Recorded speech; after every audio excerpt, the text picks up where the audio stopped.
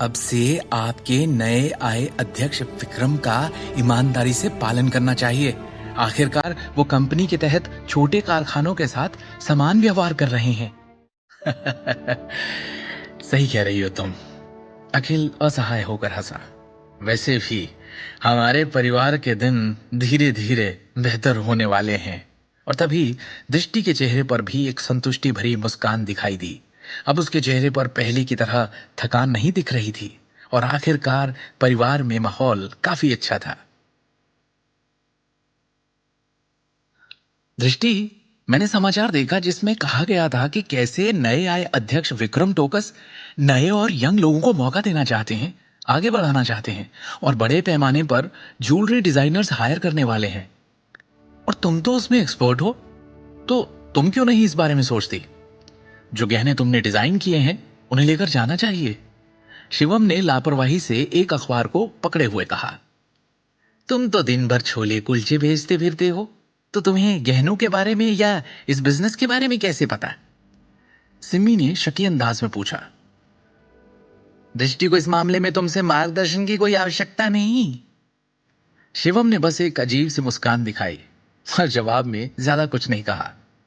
वो जानता था कि उसकी पत्नी दृष्टि ने अपने कॉलेज के दिनों के दौरान गहनों और जेड डिजाइन में महारत हासिल की थी। अपनी पारिवारिक पृष्ठभूमि के अलावा वो उस स्पेशल करियर को लेकर भी बहुत ही भावुक थी। आखिरकार उसने दृष्टि को अपने कमरे में गहनों के डिजाइन तैयार करने से पहले अनगिनत बार स्क्रैप पेपर की गेंदों के टुकड़े टुकड़े करते देखा था। शिवम को हमेशा से यही लगा कि दृष्टि ने हमेशा एक प्रसिद्ध ज्वेलरी डिजाइनर बनने का सपना देखा था, जो आगे चलकर इंटरनेशनल गहने बनाए। हालांकि दृष्टि उसकी फैमिली के नारंग के आभूषण समूह में केवल एक साधारण कर्मचारी थी। अमिताभ नारंग, जो निदेशक मंडल के प्रभारी थे, उनके द्वारा दबाए जाने के बाद उसके डिजाइन ड्राफ्ट को हमेशा की तरह कभी भी प्रबंधन द्वारा एक्सेप्ट नहीं किया गया था। इसलिए शिवम ने विक्रम को उपहार के रूप में जीवन भर का अवसर देकर दृष्टि की उस इच्छा को पूरा करने का निर्देश दिया था। दृष्टि ने बुदबुदाया। जैसे ही शिवम के सुझाव ने उसका ध्यान खींचा, शिवम के हाथ से अखबार लेते हुए उसने भर्ती में दिलचस्पी दिखाने से पहले कुछ समय के लिए इसे गंभीरता से पढ़ना शुरू किया।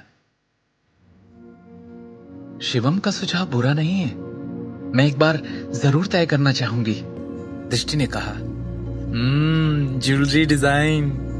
लंबे समय तक इस क्षेत्र में अध्ययन करने के बाद हमारी बेटी पहले से ही एक विश्व स्तरीय ज्वेलरी डिजाइनर बन जाती अगर उसे कंपनी में इतने सालों से बहिष्कृत नहीं किया गया होता। सिमी ने गर्व से कहा, बेटा तुझे जो करना है कर, मेरा आशीर्वाद तेरे साथ है। आज तक भाई साहब और अजीत के नीचे दबकर खड़े रहना पड़ता था। उनका समर्थन करने के अलावा और कोई चारा नहीं था। व्यवहारिक तौर पर कुछ और कर नहीं सकते थे। अब उन दोनों के पिक्चर से बाहर जाते ही और कंपनी के विभागों में सत्ता में फेरबदल, इस मौके का फायदा उठाने में कोई हर्ज नहीं। मैं समझती हूं, दृष्टि ने कहा, क्योंकि वो पहले से ही खुद को इस मौके को आजमाने के लिए मना चुकी थी। शिवम ने खाने का निवाला मुंह में रखते हुए कहा, दृष्टि, क्या तुम्हारे पास पहले से कोई अच्छा आइडिया है? अगर नहीं तो मेरे मन में सच में एक ज्वेलरी डिजाइन का आइडिया है। तुम ये भी जानते हो कि गहने और जेड कैसे डिजाइन किए जाते हैं? दृष्टि ने आश्चर्य से पूछा। शिवम ने मुस्कुराते हुए जवाब दिया, ये मेरे बचपन के दिनों में मेरा शौक हुआ करता था।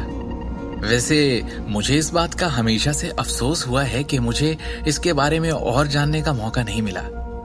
शिवम ने सच में अतीत के दिनों में अपने गुरु से गहनों और जेड के बारे में बहुत सी बातें सीखी थी। दृष्टि ने रुचि के साथ कहा, मुझे इसके बारे में बाद में आराम से बताना।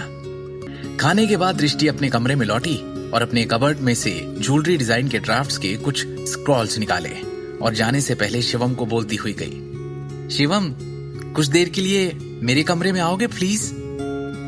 अखिल और सिमी ने हैरत में एक दूसरे की तरफ देखा। आगे की कहानी जानने के लिए देखिए अगला एपिसोड सिर्फ पॉकेट एफएम के यूट्यूब चैनल पर और शिवम द हिडन वॉरियर के सारे एपिसोड्स को सुनने के लिए डिस्क्रिप्शन में दी लिंक से डाउनलोड करें पॉकेट एफएम ऐप।